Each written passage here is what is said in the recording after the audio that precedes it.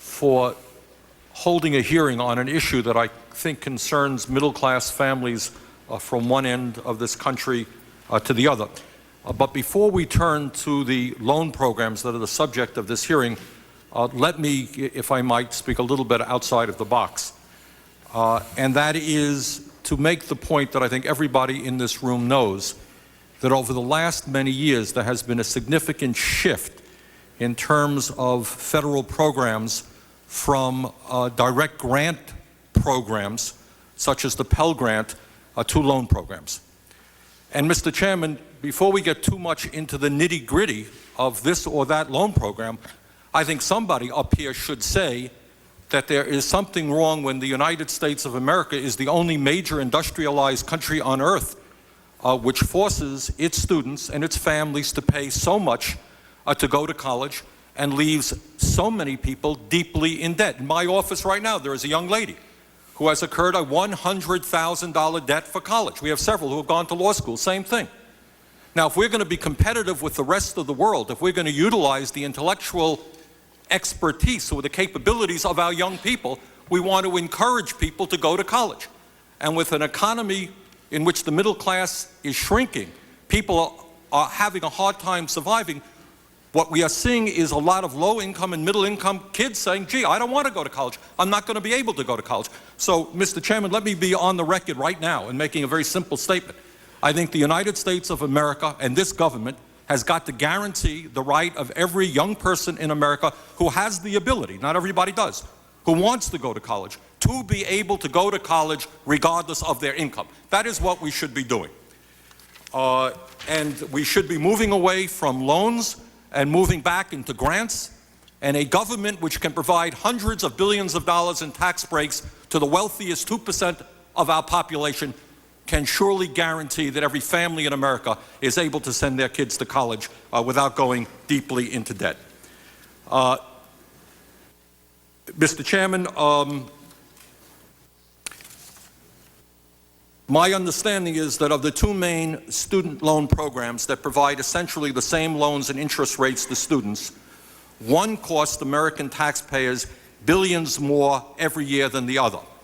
The Federal Direct Loan Program is, by any measure, a huge success. It secures loan capital at a lower rate, eliminates the middlemen, and cuts out billions in unnecessary subsidies to banks. The other, the Federal Family Education Loan Program, has taxpayers underwrite and subsidize loans issued by private lenders and banks. These loans bear virtually no risk for private banks, yet have an assured rate of return and are guaranteed against default by the government. According to President Bush's 2006 education budget, for every $100 spent on student loans, the U.S. government pays $12.09 of subsidy on government-guaranteed private loans, over 12% of subsidy, and only 84 cents for direct loans. And I think that is the issue that we're going to have to address today. And is that a question to the panel, or? Yeah, my question is, what's the debate about when one program cost over $12 to maintain in administrative costs and one cost 84 cents?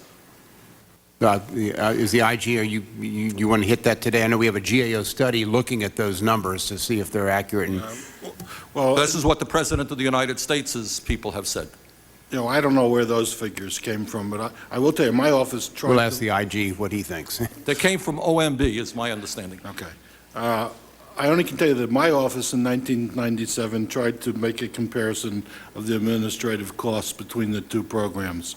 And because the department does not have a cost accounting system, it was very difficult to do that. We did come up with the conclusion, though, that the direct student loans administrative cost was about back in 1997, was about $17 per loan, while there was a Treasury study that said that a large bank cost $13 a loan to administer. We have done no other work since then on this But did you disagree with the President's, in his own education budget, which gives the facts that I've given you? I don't disagree or agree because I don't know what's behind it. I haven't audited. I understand that the CBO has come up with a similar conclusion. Ms. Shaw, do you have any? Ms. Shaw, do you? No, I mean, I agree with the Inspector General. I have not studied the numbers in the President's budget, and in fact, what Federal Student Aid does, we operationally administer the programs.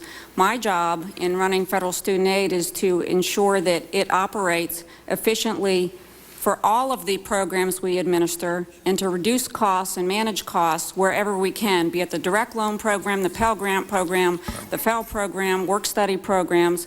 So my job is to operationally make Federal Student Aid as efficient as possible. Granted, numbers come from our operation that feed into everybody's studies. Mr. Chairman, sorry, I would just conclude by Right. saying the numbers that I've given come from the President of the United States' Right. 2006 education budget. That's all that I would say. Let me say, we've asked GAO to look at